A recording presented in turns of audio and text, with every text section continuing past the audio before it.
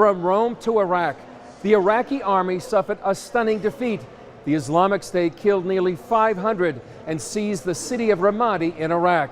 The bold offensive comes on the heels of a U.S.-led raid that killed a key ISIS leader. Heather Sells has that story. In Iraq's Anbar province, thousands are fleeing Ramadi in the wake of ISIS seizing control. Over the weekend, many headed to Baghdad, but were stopped at this bridge for security reasons. The UN says more than 100,000 people have escaped from Ramadi and the nearby area this year as violence has peaked. The ISIS victory recalls a similar triumph last year when the terrorists captured a third of Iraq, declaring it a caliphate or Islamic State. And this latest victory brings into question the Obama administration's strategy of relying solely on airstrikes. The U.S. had hoped the strikes would effectively support Iraqi troops in driving ISIS out. The administration is winning praise, however, for taking out the key accountant for ISIS. On Saturday, Delta forces killed Abu Sayyaf, who oversaw ISIS oil and gas operations in Syria.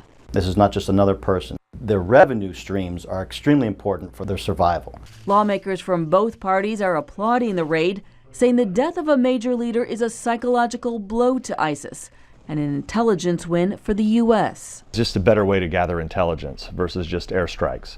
So it takes guts for the administration and our military to put an action like this together. Nunez, the new House Intelligence Chair, is also warning that the U.S. must employ a strategy to degrade ISIS across the globe and not merely focus on containing it in Iraq and Syria.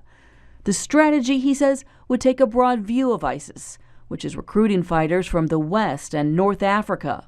ISIS I describe as Al-Qaeda 6.0, which is what Ambassador Crocker defined ISIS as. So this is really the sixth generation of Al-Qaeda. And now the question is, how will the United States deal with that new generation of terrorists?